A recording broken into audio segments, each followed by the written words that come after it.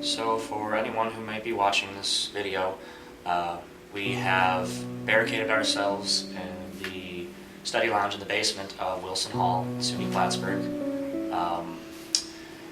In an effort to maintain some semblance of normalcy, we've decided to make this video as our kind of own declaration to what's happening around us. In case anyone who finds this video would be aware, there has recently been an outbreak of some sort. The dead have come back to life, and the living are kind of just dropping like flies. We have lost all communication with anyone outside of the city of Plattsburgh, and so we're kind of flying blind, to use an old saying. Could you please state your name and occupation for the camera? Dr. Kyle Knox, Distinguished Professor of History at SUNY Plattsburgh. If I'm to understand this correctly, as one of my colleagues, you maintain a lot of research into African American studies and Haitian studies, and that you have indicated that you feel like that has a lot to do with what's going on right now with this kind of zombie apocalypse. Well, Dan, the original context of the word zombie came from West African folklore, where the process or practice of voodoo, if you will, is kind of how the reanimation of corpses has manifested itself as an actual practice. And this is a normally centered around Western Africa, but managed to find its way through most likely the transportation and importation of slaves to the area of Haiti as a culture in Haiti, or Haitian culture, where voodoo moved. So it has continued to survive as this element. Okay. That's what I'm looking at. So, do you believe that what's going on right now has a supernatural explanation? By voodoo, I'm not too familiar with the practice myself, but I know that it is a kind of a religion of sorts. Do you believe that what's going on right now is a product of magic, or?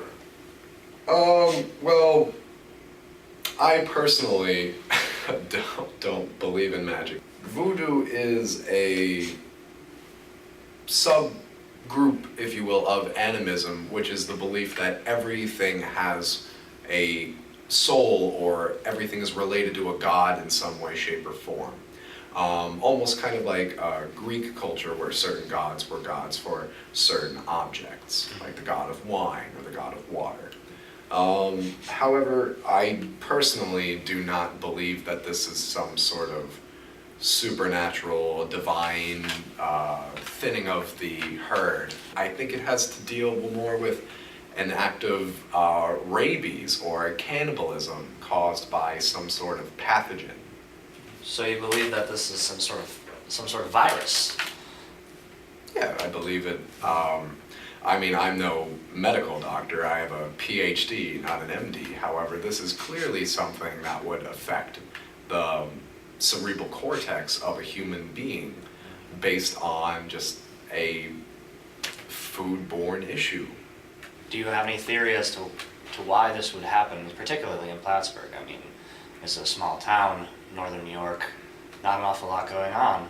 This might not just be isolated to this city of Plattsburgh. This could be all across the country. However, we are completely shut out, as you know, from the rest of the outside world. So you don't believe that this is an isolated incident?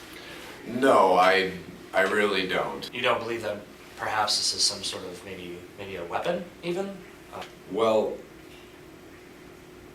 I'm going to not speak as a doctor at the moment, and I'm going to speak as a human being. I don't clearly understand why any other nation would use a weapon of this magnitude against any enemy, and this clearly violates the Geneva Convention protocol for waging war on any nation the use of biological and chemical weapons is clearly forbidden, if you will, or prohibited. However, I don't know who, I don't know where, but somebody might have launched some sort of. Was there a missile impact? Was it through a black market trade? I am unsure. I would like to believe that there are still humans in the world, that we have some humanity. All right, thank you very much. I appreciate that. Thank you. If you could state your name and occupation for the camera. I'm Daniel Gordon. I'm a literature critic for the New York Times. Can you talk about your experiences in Plattsburgh after the outbreak? Say this ironically enough, but it seems like you can't turn a corner without seeing the face of a zombie. Now, it seems all too true. And we literally have zombies walking around, and you know, it's in our face every day, as like it was before. Why are we even bothering with this? This is ridiculous. This is not really for us. Don't tell me to calm down. Dan. Don't tell me to calm down. Dan, please. This is for the sake of everyone that's out there. People need to be informed of this somehow. There's zombies. Dan. What? Dan, please have a seat.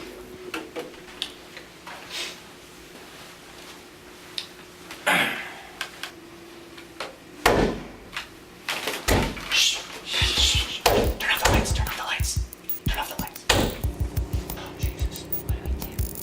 I don't know. All right, so the others are trying to kind of clear a path through the undead that have taken over the basement, trying to get us out of here, so we need to get out of here. And so I decided to take this time, as they asked, to finish my interview. The zombie culture as we know it today kind of started with Mary Shelley's Frankenstein in 1818, when it was first published. Not really a zombie novel so much, but it kind of brought about this new idea of the undead. Frankenstein being an amalgamation of dead men's body parts being revived unnaturally. Then throughout the 1800s, writings from Edgar Allan Poe, a lot of themes of the undead. In the H.P. Lovecraft's work in the early 1900s. That's actually around when it started permeating film as well, with George A. Romero's Night of the Living Dead, bringing us our modern concept of the zombie, and creating this culture that we have today.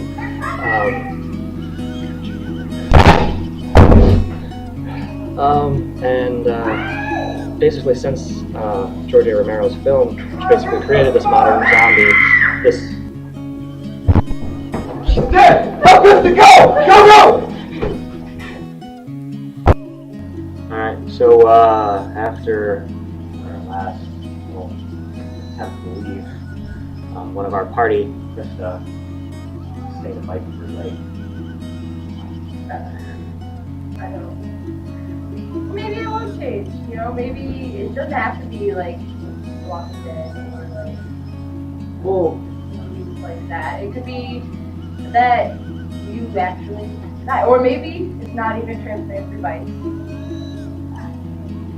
mean, that's a viable option. But, I read this book once called Steve, and it was about it was like post-apocalypse zombie book, and you only turned if you died. So it was all the bite would put the virus in you, but you had to die from the bite to turn into a zombie afterward, or you had to die from something else and then you turned into a zombie. So it wasn't like.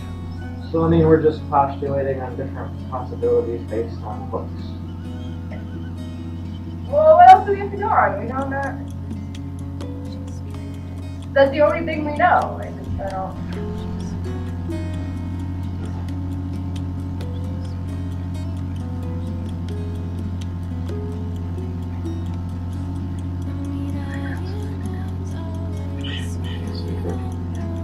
or is she dead?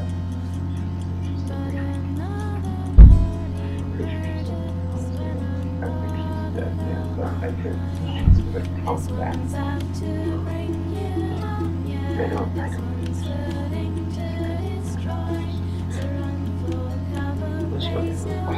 just take a breather, get some rest, and figure out what we're doing. Figure out what's tonight. Okay?